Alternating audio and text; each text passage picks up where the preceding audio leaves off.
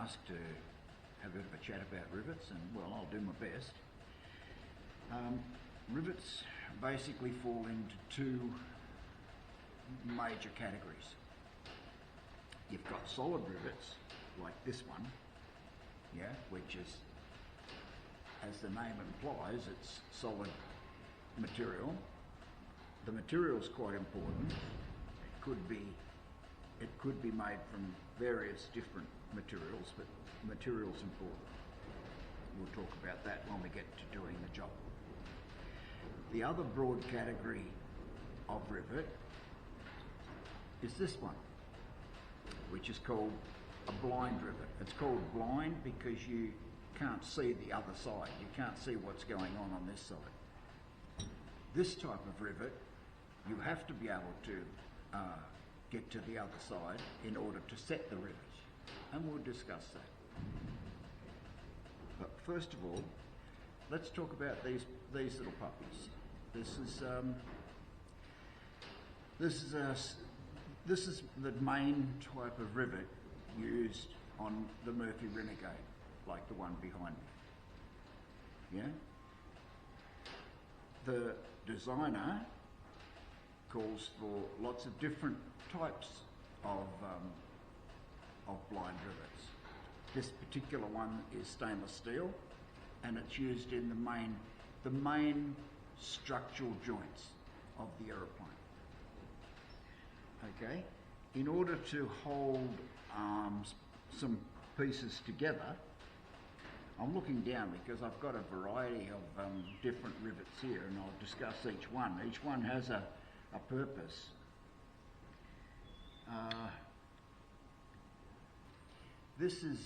This particular style of rivet is used to hold almost everything else together. In the kit, there's 4,800 of these supplied in the kit. So clearly this is by far the most popular. There are a few hundred of these big ones, and there are various other rivets that are used for particular purposes on the aeroplane. But yeah, they're the two most popular on the Murphy Renegade. There are other rivets, for instance, this one that's got a great big head and is made from aluminium. This is used to hold fabric, basically the fabric to the structure. This aeroplane isn't rib stitched. It's held with this type of rivet. They're very light, and they're certainly strong enough. There are various other sorts of rivets. This is not supplied with the Renegade kit, but this would be called a waterproof rivet, I think. It's sealed in the end, so when you pull it up, there's no open end. So that'd be a good place to use this on the fuel tank. And as a matter of fact, on my Renegade, I have used these on my fuel tank, but I'm pretty sure I bought them. They weren't supplied with the kit. So yeah, that's the two big categories, and for this section we will just discuss these blind ones. They're pulled up with a tool like this. Sometimes you'll hear them referred to as pop rivets. We go back to this one for a second, these solid rivets. Let's say you're building an aeroplane that requires these solid rivets, and there's a section where you can't get to the other side in order to set the rivet. Well, what happens then? You don't replace it with the cheapest one of these available. Get to the other side, and we want a rivet that is just as strong as a solid rivet, one of these rivets. Then there's this specialised one. You won't be using very many of these, hopefully, you won't be using very many of these in in your aeroplane when you're building it. They're basically, when you pull, it'll pull, it's meant to be used in a different sort of tool to this, but this tool will pull them. What it does is this steel piece on the end gets pulled into the body of the rivet and stays there, and gets, in some cases, not this particular one, but in some cases it gets locked in there and can't come out. That forms part of the rivet. On these other rivets, that the end piece breaks off and it'll be captured in there as well. Provides no benefit whatsoever. It rattles around, it's waste. End piece on a normal rivet is just a waste of space. This end piece on this type of rivet is actual part of the structure of the rivet and does actually provide strength of the rivet. What about the price? Well, the price, I better sit down, because the price is, this one's probably $1, more or less. 30 years ago it cost 60 cents, so it's probably $1 by now. This one is probably 1 or 2 cents, maybe 5 cents. Hey, splurge out, but it's not $1. And the dollars add up very quickly if you've got to use a lot of them. Like I say, this one, the kit was supplied with 4,800 of these for the Renegade kit. Yeah, you don't want to be buying 4,800 of these ones, and that'd just be stupid anyway. But yeah, blind rivets will come in various sizes and various lengths. This is called the grip length, how long it is, the rivet is. I don't have any sort of super long ones. There's a fairly long one compared to this one. Yeah, or compared to this one. So they come in different lengths. They also come in different diameters. These ones are typical. The typical one, if you go to the hardware store and buy a packet of rivets, typically they will be 1/8, which is about 3 millimeters. About 3 millimeters, but if they're for an aeroplane, they'll probably come from the US and they'll probably be 1/8. At the hardware store, you might have seen a double-ended drill, a drill with the sharpened on each end. Sheet metal workers use those drills. That drill will be size number 30. Number 30 is the perfect size for drilling any of these blind rivets, except this big one, of course. The big one requires whatever the number is, I can't remember. Maybe number, no, I don't remember. Anyway, so they're the categories of rivets. They've got some subcategories. For instance, this one, which you may or may not be able to see, is for a countersink application. The head is actually has a countersink taper, whereas this one has like a dome head or a slightly rounded head. This is your standard rivet, 4,800 of them in the aeroplane. This one is countersink, which will have very, very few rivets of this type in the Renegade anyway.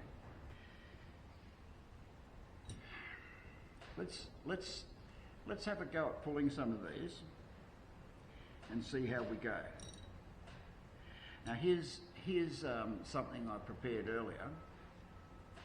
This is pretty much what not to do. The distance to the edge of the material is really important, because that could break out really easily if it was too close to the edge. If it's too far from the edge, it's not providing the proper attaching force, basically. If they're too close together, like these ones, it acts like a postage stamp, and you don't want to be flying your aeroplane along and like a postage stamp and that bit rips off. Yeah, so the spacing between the rivets is important as well. Your drawing will probably call for that. The drawing will call for what type of rivet it wants you to use, and also what the rivet spacing should be. Or it might say, on this particular piece, I want 5 rivets. Okay, well then it's up to you to figure out where those 5 rivets go. Yeah, but somehow the designer will dictate what he wants done, or what she wants done. Okay. Now let's see how we do this. Now, as far as edge distance is concerned, let's address that one for starters. The edge distance is the distance, obviously, from the edge to the centre of the rivet, and it's indicated in rivet diameters. So these are 1/8 rivets. The distance, the minimum distance to the edge, will be 2 diameters. And 2 diameters, as I say, okie doke. So 1/4 of an inch would be your minimum sort of edge distance. Let's oh my God. This is a metric, this is a metric rule.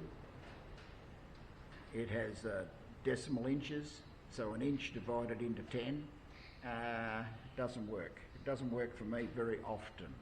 It's a good way to do it. Once you get your head around it, it's a good way to do it, but I struggle with it.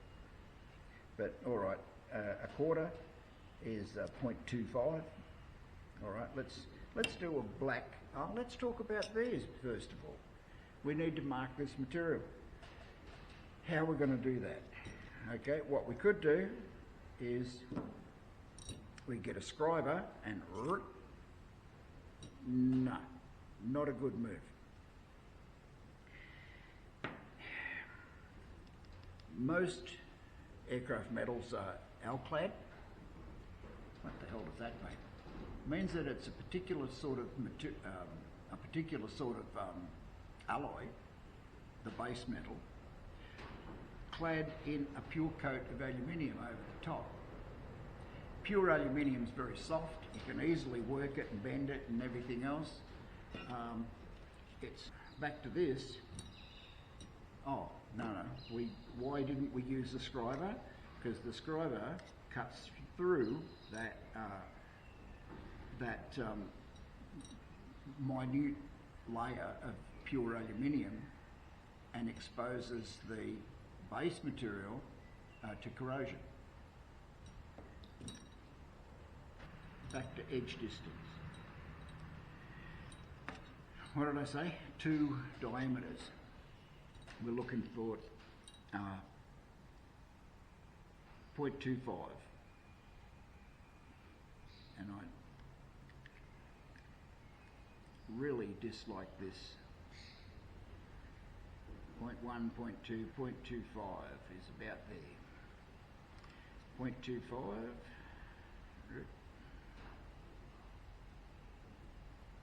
is about there, and we can draw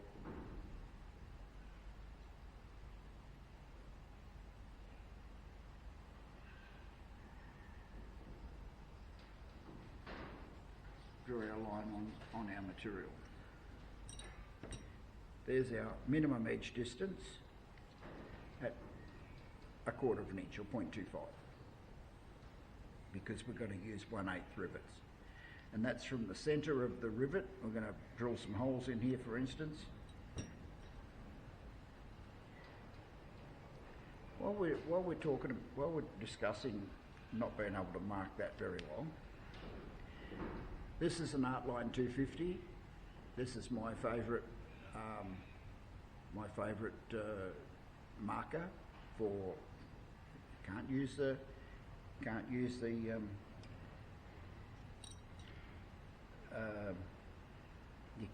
scriber. All right. This is the other one. It's called a Sharpie. Both of them go dry very, very quickly. Once you start using them, like that black one, didn't really want to mark that line. Maybe because I picked up the wrong one. This might be the better one. No, a little bit better. The maximum edge distance is 4 diameters, and which is 4/8. 4/8, half an inch, or 0.5, which is that one right there. I'm working sort of upside down, so it makes it a bit tricky. And that one there. This Sharpie's working a treat.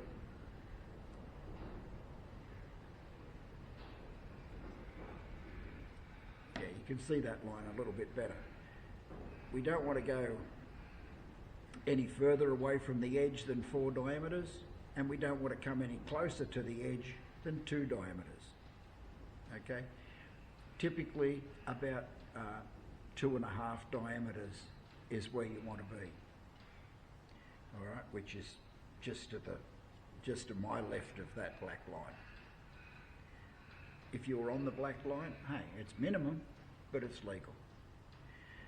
And then you choose what spacing you want, and the spacing, I don't know, let's say it's half an inch. Well, we'll go from there. We'll put half-inch spacing there,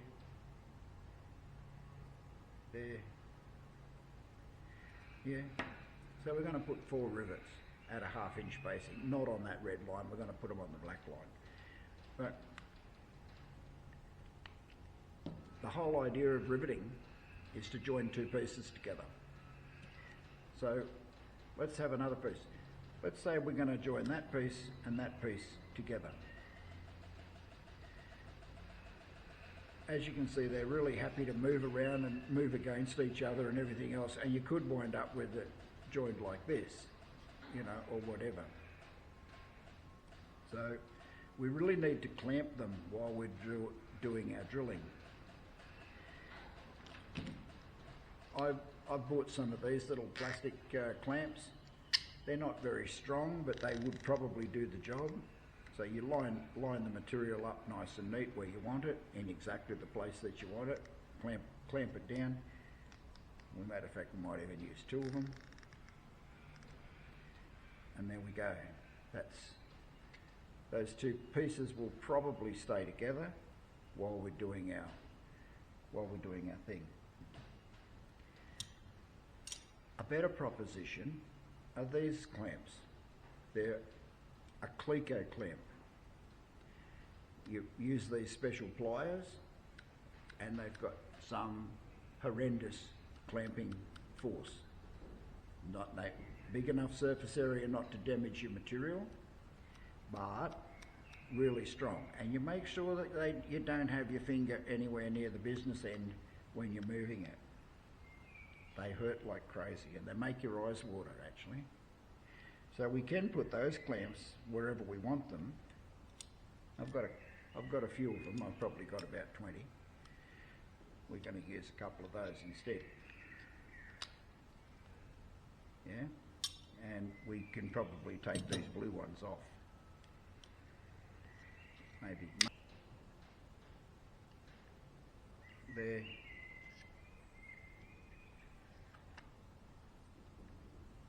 It's a bit tricky working backwards and talking at the same time. But anyway, that's where we're going to put our 4 rivets, and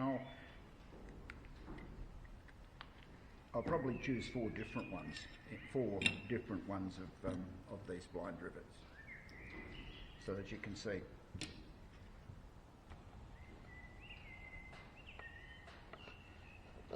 Yeah, quite a busy workbench, isn't it, really?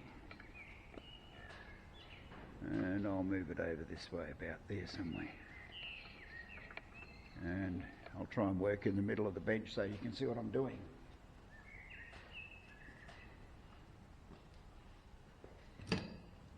Here's the one we prepared earlier with our clamps on, the edges lined up. We can even, I've got no shortage of clamps, we can whack another one on there.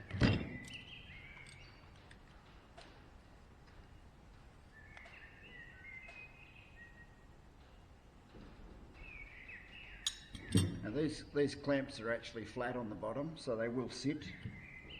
Yeah, they actually, whoever designed them actually thought it through. So we can drill our holes, well, no, over here in the middle of the workbench, which is so you can see what's going on. Ah, here's something that I didn't mention with the drilling video the other day. This is a drill stop, okay? This is right up there with altitude above you and runway behind you. This is probably the third most useless thing in aviation. I bought it 30 years ago when I had no idea of life in general.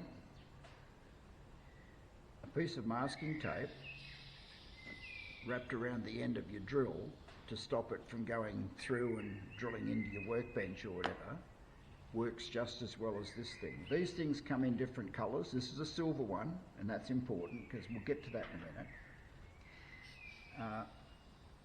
And you can't see where you're drilling or anything like that. We'll try and use one. Yeah, that drill's a bit blunt, but they do tend to clog up with chips, and then they won't do their function where they're meant to absorb some shock when you, no, just useless basically. That's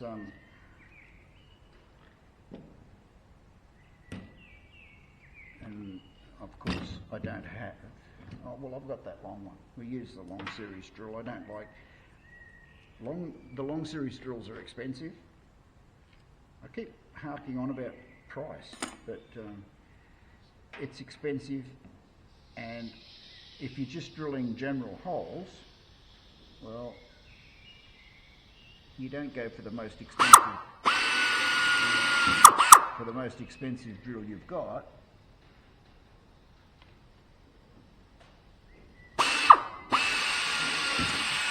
You're better off using the cheapest one. Now there's 3 holes. I was going to introduce something else. These things called clecos.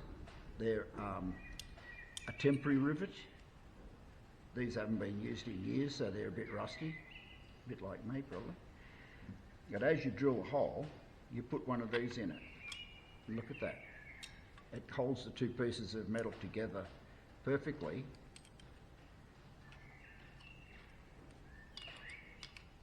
There's a 3rd hole there somewhere.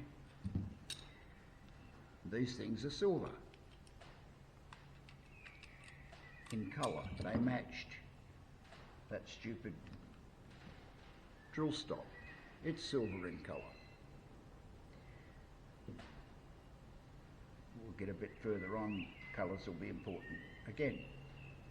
And we'll put that 4th hole in just for the sheer hell of it anyway. Right. There. Okay. Now, this is one of the reasons aeroplanes are so expensive, because you then take this apart. Well, the important thing is that these two pieces of material are held exactly where you want them. Not more or less, maybe over here. No. And look at this, there's chips and stuff in between. That's because I didn't use the clecos. That would have taken care of most of those chips and kept them on the back side of this. And look at this, we've got some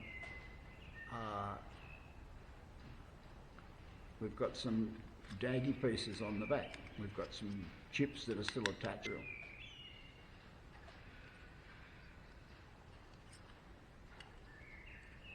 Oh, problema.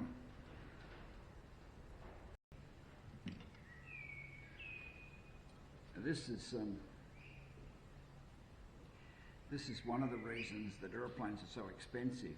You need to take those chips off. If you don't take those chips off and you just put your rivet straight in the hole,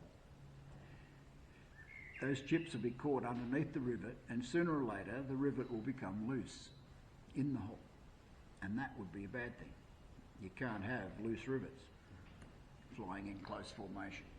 So you use a tool like this, which is a simple hand crank tool with a cutter on the end to cut those burrs off. So we simply insert the tool into the hole with my finger behind it, and we give it a couple of little turns. We're not trying to countersink the hole, we're just trying to take the burrs off. Good. Beautiful.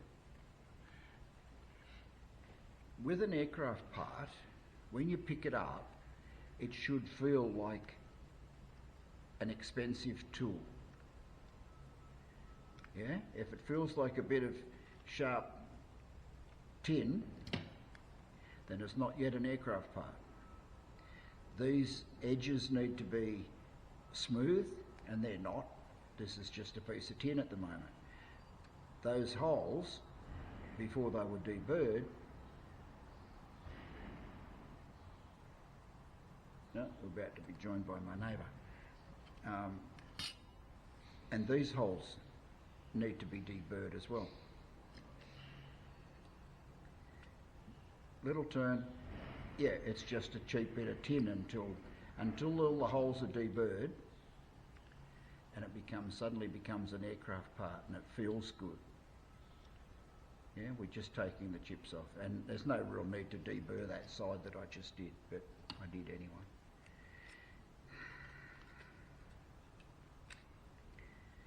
There's our holes lined back up again. Now, we can put the clecos back in, which will hold it together perfectly.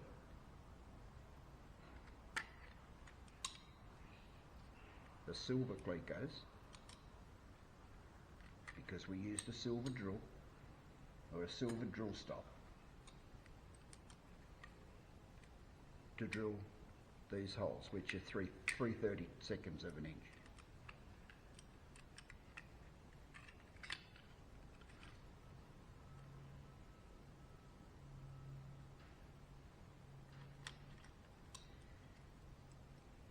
Here we go.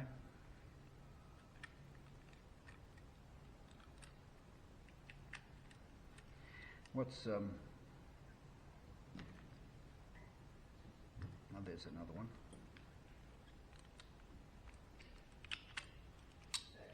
Hey Rob. There we go. There's our four clecos back in. We'll put a couple of these clamps on just to hold it in place.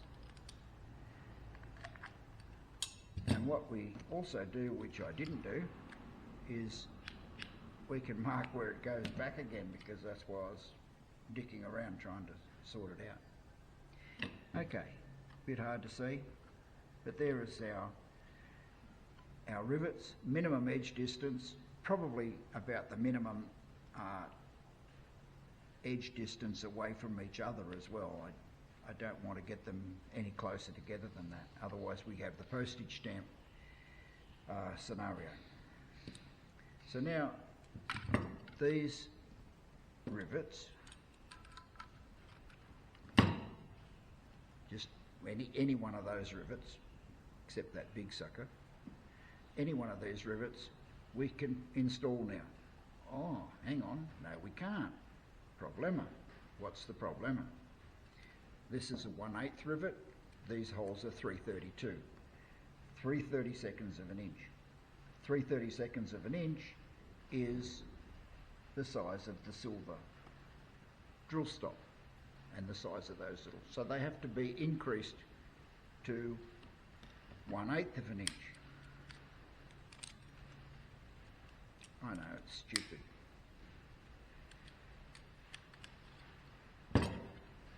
So our drill, our 3/32 drill is not going to work anymore. We need to go to a 1/8 drill, which I happen to have here. Now there was a chuck key here this morning. It's disappeared now. There it is. Now we can take these out one at a time, and we can increase the size of the hole to 1/8. Well, that was easy, wasn't it? Still leaves a burr on the back, but the two sheets are close together, so it probably won't leave much of a burr on the inside. Now we switch to this goldy colour, this brown colour clico. And look at this, there just happens to be a goldy colour drill stop, which if I really wanted to, I could install that on there, do up the Allen key, and we're in business. But as I pointed out to you, a bit of masking tape works just as well and doesn't cost anything. You don't need this, I'm just showing you that you can use it, and you can work it out. Okay, so then we get our clecos. We put one of the gold coloured ones in. The next size up is bronze colour. Well, these are bronze colour, I suppose. It's a copper colour, I suppose you call it. No, it's not. It's a brass colour. It's the 532, and the 3/8 is, or whatever that is, another colour. There's one of the bigger ones anyway. Don't buy them. But there is a standard in the industry for colour coding, and it helps a little bit.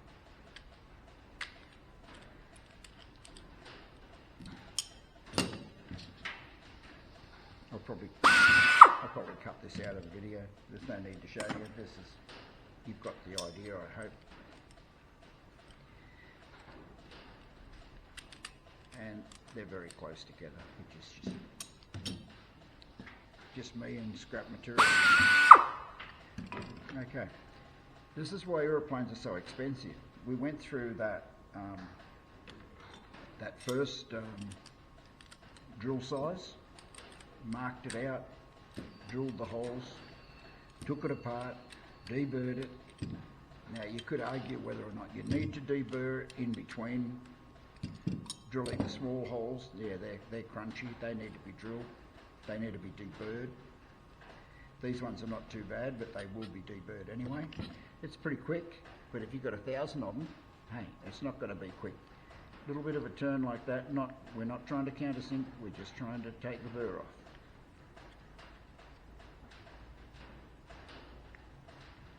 Good.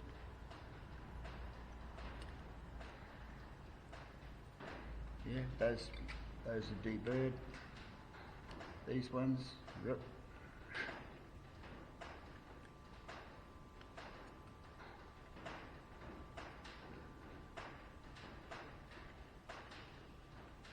These ones are deburred. Yeah. They can go back together like that. With the clecos, and maybe even the Cleco clamps. But these are just called Clecos, and we can put some from the other side if we wanted to. You know, these are versatile.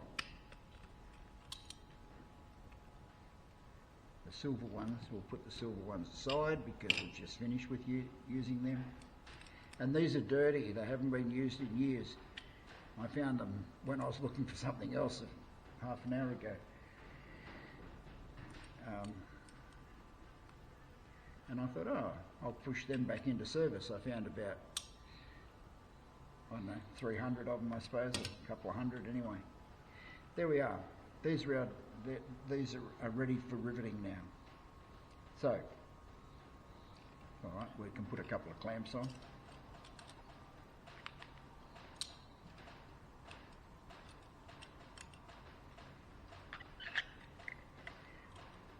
Let's say, now like I say, picking the correct rivet to use, we really need to go off the drawing. Yeah, you don't use a great big long rivet that sticks out like that, you know, for two sheets of material. You might need it if that material was to be attached to, say, this piece of 3mm bar. You may need a long rivet like that. So you choose the rivet that's called out on the drawing. This is the classic rivet that the whole rest of the Renegade is put together with. Yeah, it fits in that hole. The hole is number 30. And we use these pliers. You know, the only thing we really need to do here is to make sure we've got the right nozzle. And you use the smallest one that'll fit, which is that one. Yep, this one's a bit big. So, oh yes, of course you'd expect that. I need a tool to undo that.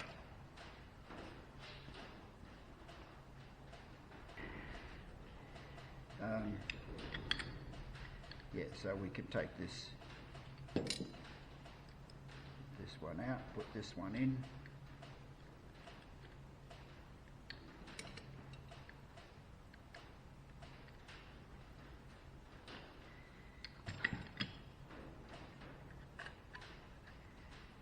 And we'll install our rivet right about there.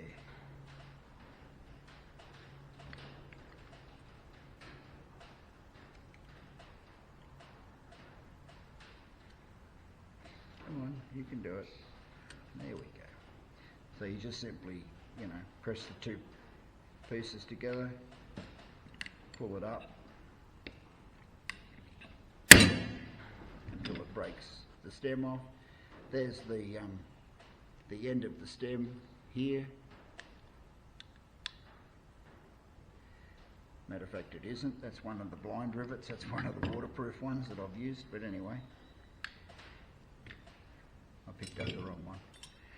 All right. Well, we'll put something different in the next hole. Now again, I might use a clamp to hold them together properly. Yeah, you want the two skins held tightly together when you're riveting. This is the rivet. No, that's the rivet I thought I'd picked up last time. I'm going to take these back out again, most likely in a few minutes. But off we go and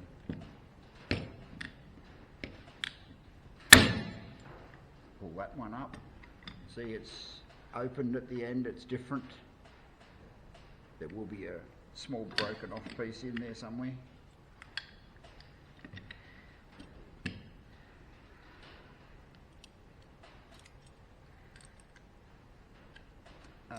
What do we do this time? This is a really cheap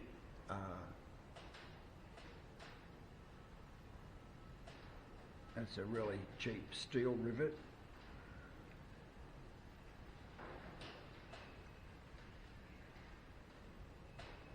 That actually, I don't think it is. I think that's something else, in fact.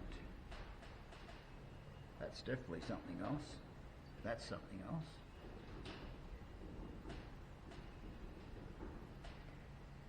How about we use one of these expensive ones? We'll shoot $1 one. It'll be more difficult to pull. Look at that, fits perfectly in that hole. Let me take another look. That's not what I want either. This one.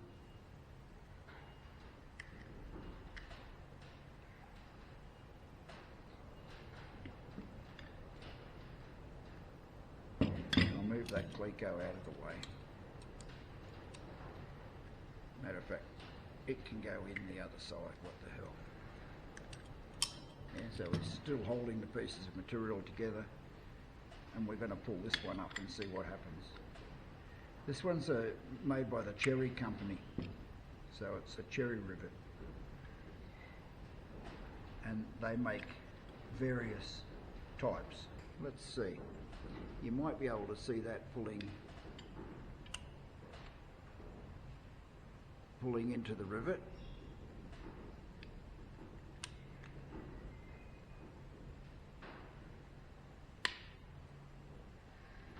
Yeah, the pliers are not happy about it, and this is going to fall. There's that rivet I just put in now, the cherry rivet.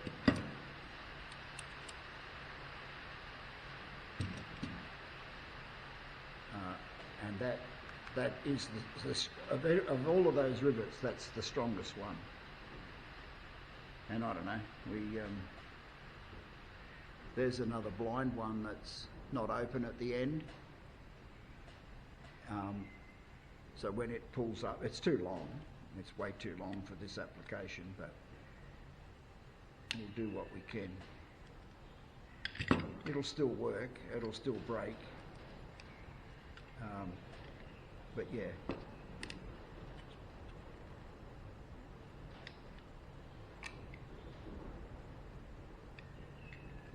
Yeah, it's just too long, it's not happy.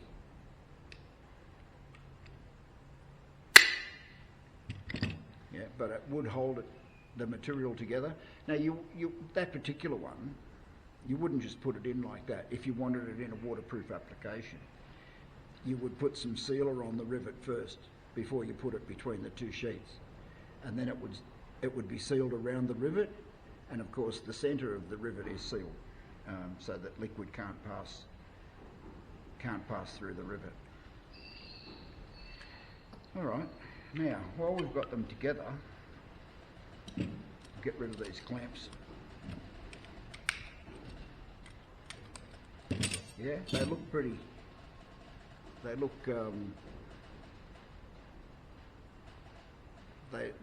They're different from one another on the outside here. They are set reasonably well. That one's not so flash, but you should not be able to get a feeler gauge under the head of those rivets, and these ones you wouldn't.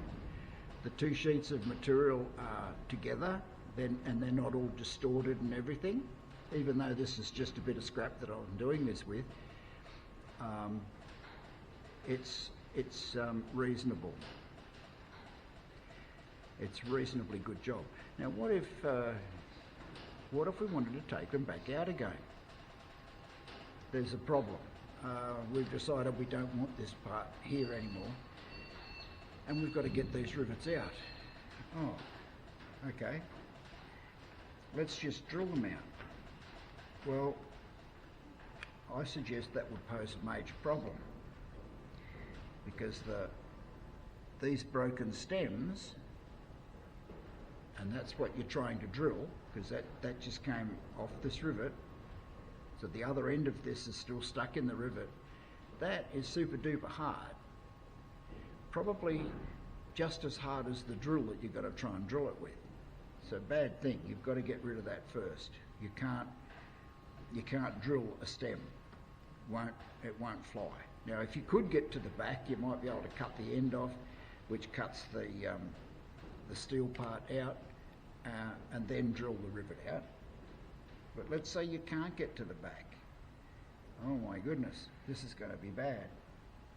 Well then, what we need to do is we need to get rid of that stem for starters. I'll get it. Alright, I've got a block of wood.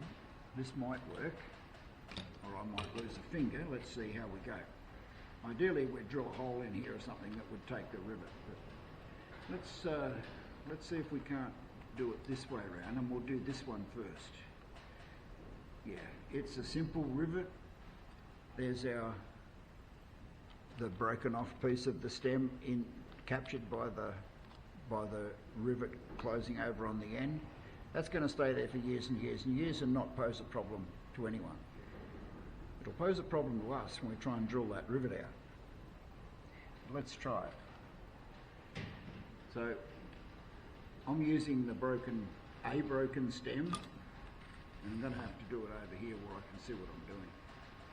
The problem when you get old, you go half blind as well. Deadly.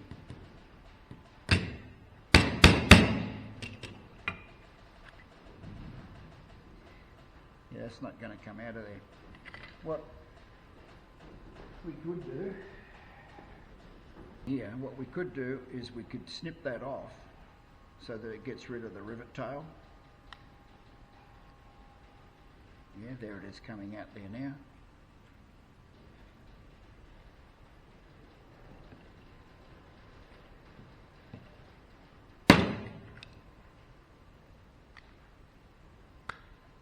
Yeah, there's the whoops, there's the end of the stem. That's the part that you can't drill. That's going to pose a problem. But the drill now, the rivet now has a hole through it, so it can be drilled.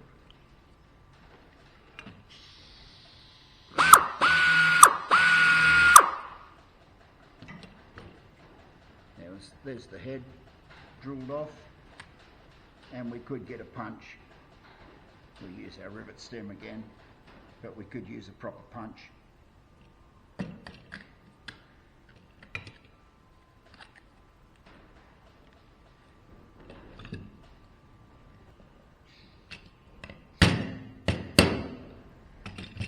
And there we are. There's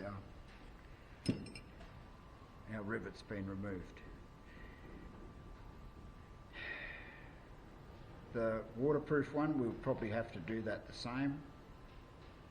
The long series waterproof one, that might be a lot easier. Let's try it. We'll still have to do it the same way, but it might be easier. Yep, because it'll cut easily, because the end of the mandrel is way down the end, so there was plenty of room to get the pliers in. The other waterproof one, maybe do it that way, maybe not. This one, you get the grinder. This is the cherry rivet. We need to grind this. There's no way that's going to come without a hell of a fight. Then you run the risk of damaging them, your expensive aeroplane part. But yeah, it will not. We're not even going to try. We're not going to try. Let's say what we didn't do is put one of these big suckers in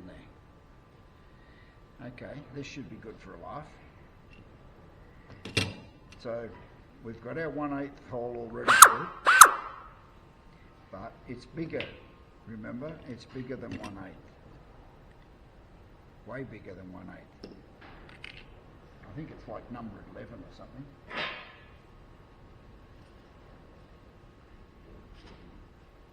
Yeah, this is a number 11 double-ended drill, typically sold at the hardware store. It's not an aviation sort of a arrangement. No reason why you can't use it in aviation, but chuck key keeps disappearing.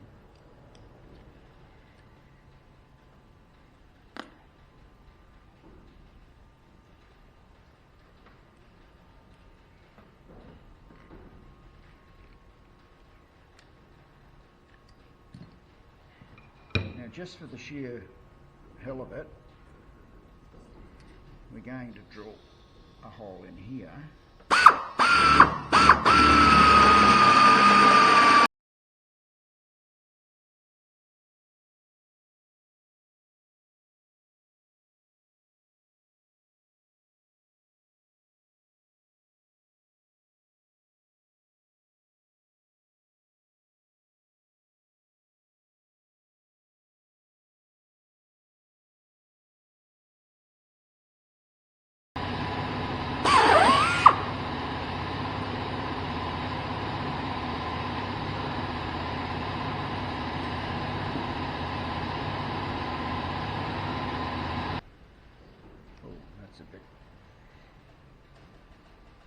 Ordinarily, I wouldn't just drill a great big hole like that. I'd take this up in stages, but there it is, more or less correct. And can we fit it on there? We fit it on this way.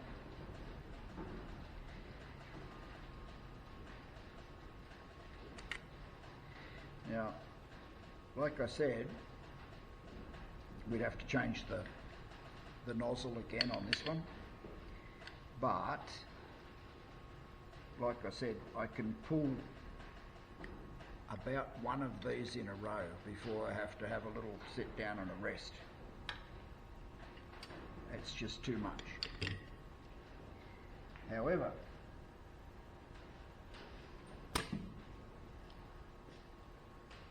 what we can do is we can use pneumatic riveter. This is pneumatic or hydraulic over pneumatic.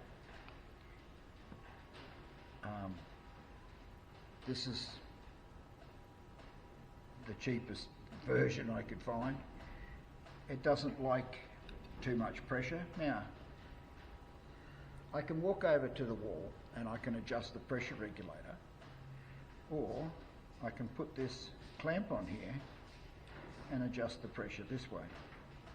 We're up to put a clamp on here to regulate the air pressure on this pneumatic riveter, and just like before,